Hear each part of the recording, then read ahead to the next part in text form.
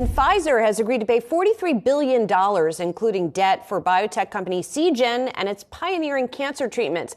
With more on what this major merger means for his company, we're joined by Pfizer CEO Albert Bourla. Albert, it is a pleasure to talk to you here today. Congratulations on this deal, which, as I said, is a big one. And in reading some of the analyst coverage, they are talking about the fairly hefty premium that you're paying for Seagen. Presumably, you had to outbid some peers. There had been some reports of others being interested in the company. Why is it worth it for you guys to buy this company and at that price? Let me start by what you're trying to achieve, right? Is to battle cancer. And cancer, it is one of the deadliest diseases in the world. Right now, 1 in 3 people are said to get cancer in the course of their lifetime. And ADCs, which is the technology that Seagen is mastering, is considered one of the best ways to be able to battle cancer.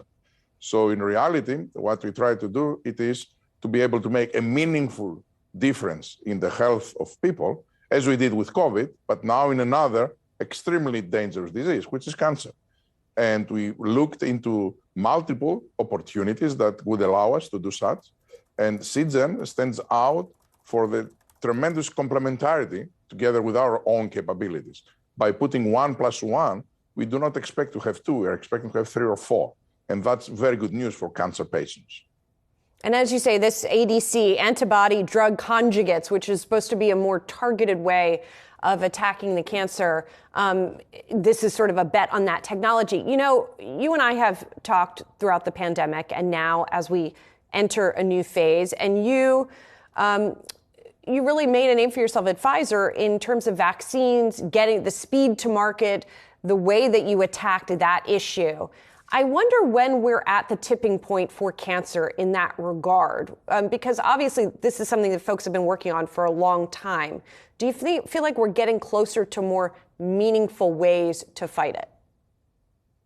I think we are, and since today we are even closer, because exactly what was missing was the match between a company with our own capabilities, our ability to develop clinical development at scale, at the speed that you just spoke, the ability to manufacture at quality and high speed, our ability to put financial and scientific resources in the hands of a group of people that have done some miracles with the technology that they used in cancer, which is the Seagen people, I think will deliver results equal to the results that we were able to see in COVID.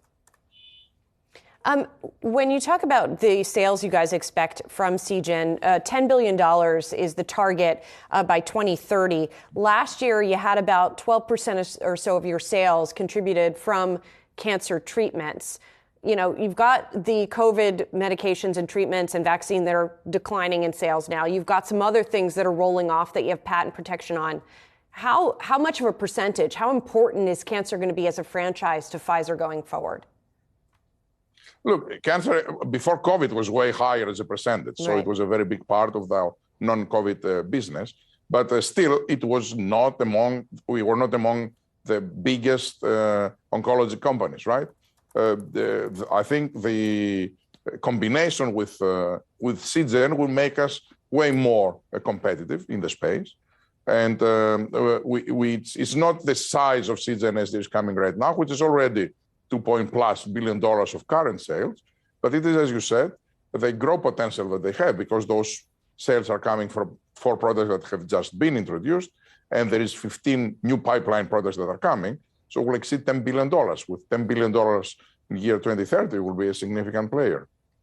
Albert, the administration has been relatively aggressive with the Department of Justice, the FTC, in scrutinizing deals. What's your level of confidence that you're going to get approval for this one? It is very high. I don't think you can find a cleaner deal. There's no overlap. Okay, that's a short and sweet answer. You know, given the events of today, I want to turn to Silicon Valley Bank and kind of the fallout, the broader fallout. We've heard some folks talk about what this is going to mean for biotech startups, for valuations there, et cetera. I know you're just announcing a big deal today, but I do wonder if you're casting your eyes to some of these biotech startups and you see some opportunities as a result of the fallout.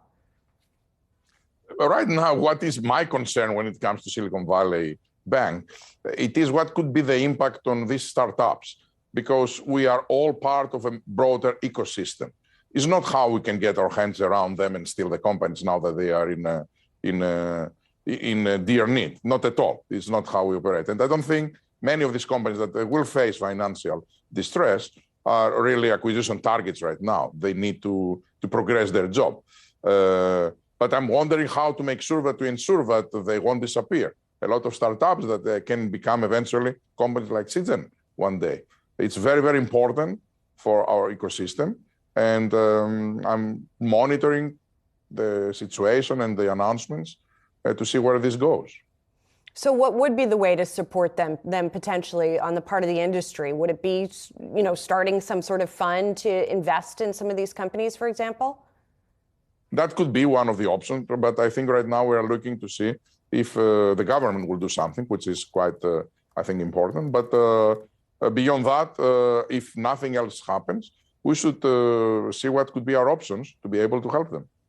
There's one other question. It's going to be very bad for science, if a bunch of startups, for no reason, just disappear. Startups that could provide the Alzheimer's medicine, the cancer medicine of the future. Certainly, that makes sense. There's one more quick question I have about the fallout, though, which has to do with the credit markets, because you are planning to finance this deal, at least in part, by selling debt. Any concerns about that kind of a sale in this environment, given what we're seeing unfold?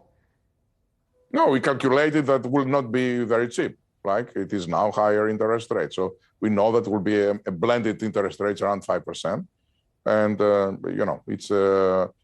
it's not pleasant to have to pay these interest rates, but it is way within our ability to raise debt.